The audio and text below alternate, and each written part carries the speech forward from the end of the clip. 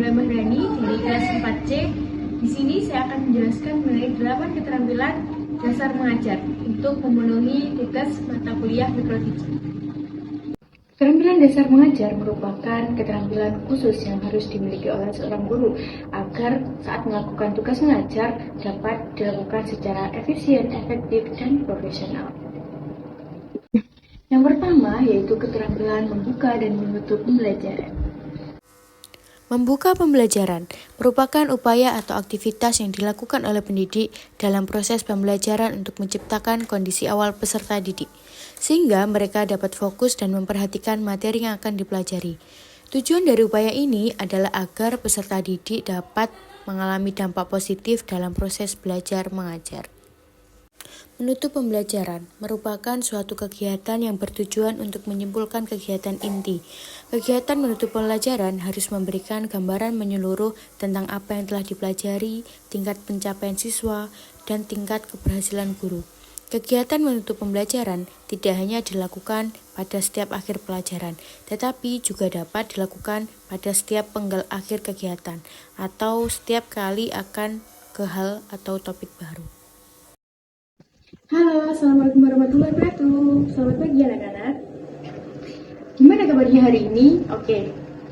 Sebelum memasuki pembelajaran, kita berdoa terlebih dahulu ya. Berdoa dipersilakan. Oke, alhamdulillahirrahmanirrahim.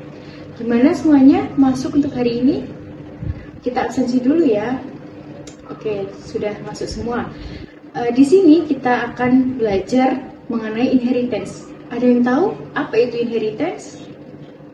Jadi inheritance adalah, sebelum Ibu tutup pembelajaran hari ini, Ibu mau tanya nih, apa sih kesimpulan pembelajaran kita hari ini mengenai inheritance?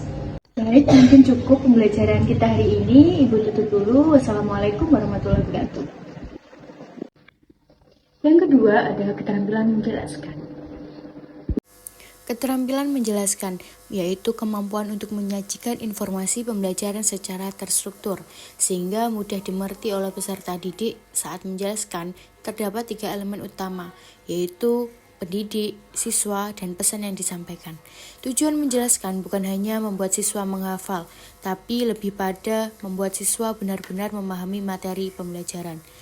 Penjelasan perlu direncanakan dengan baik, memperhatikan isi materi dan kebutuhan siswa, serta disajikan dengan metode yang tepat, seperti arahan jelas, penggunaan bahasa yang sederhana. Jadi, inheritance merupakan suatu metode di mana satu kelas dapat menurunkan sifat-sifatnya ke kelas yang lainnya. Misalnya nih, kita punya kelas hewan. Nah, di dalam kelas hewan terdapat metode-metode atau properti yang bisa diturunkan di kelas turunannya. Misalnya, kelas turunannya itu kelas anjing. Jadi, di dalam kelas hewan, kita bisa menurunkan sifat-sifat dari kelas hewan tersebut ke kelas anjing. Yang mana kelas hewan tersebut merupakan superkelas dan kelas anjing merupakan subkelas.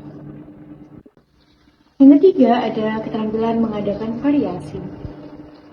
Keterampilan mengadakan variasi, yaitu keterampilan guru dalam menggunakan bermacam kemampuan untuk memberikan rangsangan kepada siswa agar suasana pembelajaran selalu menarik, sehingga siswa bergairah dan antusias dalam menerima pembelajaran. Tujuan mengadakan variasi dalam proses belajar mengajar yaitu untuk menghilangkan kejenuhan dalam mengikuti proses belajar, mempertahankan kondisi optimal belajar, dan meningkatkan perhatian peserta didik. Setelah tadi Ibu menjelaskan mengenai materi tersebut, Ibu akan memberikan video pembelajaran yang relevan dengan materi yang Ibu ajarkan tadi.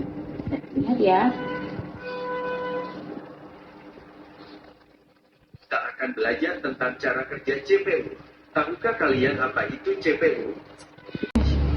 Setelah kalian melihat video pembelajaran dan materi yang Ibu berikan, selanjutnya Ibu akan memberikan tugas, yaitu proyek secara berkelompok. Yang keempat ada keterampilan memberikan penguatan. Memberikan penguatan adalah cara untuk memberikan dorongan atau apresiasi terhadap suatu perilaku yang diharapkan dari siswa, dengan tujuan agar perilaku tersebut terus meningkat atau dipertahankan. Keterampilan memberikan penguatan merupakan kemampuan memberikan tanggapan positif untuk mendukung dan meningkatkan perilaku tertentu. Penguatan juga bisa dianggap sebagai respon yang sengaja diberikan guru terhadap suatu tindakan, agar tindakan tersebut menjadi kebiasaan atau diulang kembali oleh siswa. Oke Nisa, kamu sudah menulis program dengan sangat baik. Namun, jika ibu boleh menyarankan, kamu dapat menambahkan metode pada program tersebut agar programmu bisa lebih kompleks lagi. Tapi itu sudah sangat oke. Yang kelima yaitu keterampilan bertanya. Keterampilan bertanya merupakan keterampilan yang digunakan untuk mendapatkan jawaban atau balikan dari orang lain. Setiap pengajaran, evaluasi, pengukuran, dan penilaian dengan pertanyaan. Pertanyaan yang baik akan menuntun jawaban yang sesungguhnya, dan pertanyaan yang buruk akan menjauhkan kita dari jawaban yang memuaskan.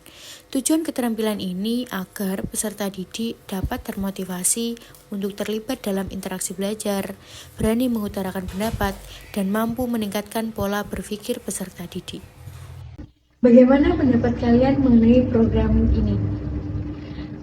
Jadi seperti yang kita lihat pada program ini terdapat bagian yang error nih. Nah, ibu mau tanya, kira-kira dari kalian ada yang mau ngasih solusi untuk membetulkan program tadi? Ya, silakan. Yang selanjutnya ada keterampilan mengelola kelas. Keterampilan mengelola kelas merupakan kemampuan guru dalam menciptakan dan menjaga kondisi belajar yang baik, serta menangani masalah yang mungkin timbul selama pembelajaran. Tujuannya adalah untuk mencapai target pembelajaran secara efektif. Pengelolaan kelas terdiri dari dua komponen, yaitu preventif dan kuratif. Baik anak-anak, di sini Ibu akan mengingatkan mengenai beberapa aturan yang telah kita sepakati bersama. Yang pertama, jika ada teman kalian yang sedang berbicara, maka yang lain sebaiknya mendengarkan terlebih dahulu dengan baik. Dan yang kedua, kita harus menghormati pendapat orang lain. Jadi, jika ada teman kalian yang sedang berpendapat, silakan kita hormati terlebih dahulu.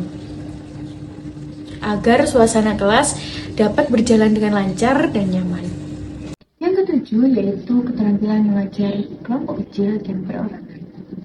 Keterampilan mengajar kelompok kecil dan perorangan. Kemampuan mengajar kelompok kecil merupakan kemampuan guru mengajar peserta didik sebanyak 3 sampai dengan 8 orang untuk setiap kelompoknya. Sedangkan keterampilan mengajar perseorangan atau individual merupakan kemampuan guru untuk menentukan waktu, bahan ajar, dan tujuan yang digunakan dalam mengajar, dan memperhatikan perbedaan setiap individu dari peserta didik. Baik, untuk kelompok 1 yang terdiri dari berapa orang ini? 5 ya? Oke. Bagaimana pengembangan program yang sudah kalian kerjakan? Apa ada yang dibingungkan? Oke, sudah bagus pekerjaan kalian. Halo Nisa, hari ini kita akan belajar mengenai topik inheritance. Dari topik ini, di mana kira-kira yang kamu belum paham? Oke, kerja bagus Nisa untuk pekerjaan kamu hari ini.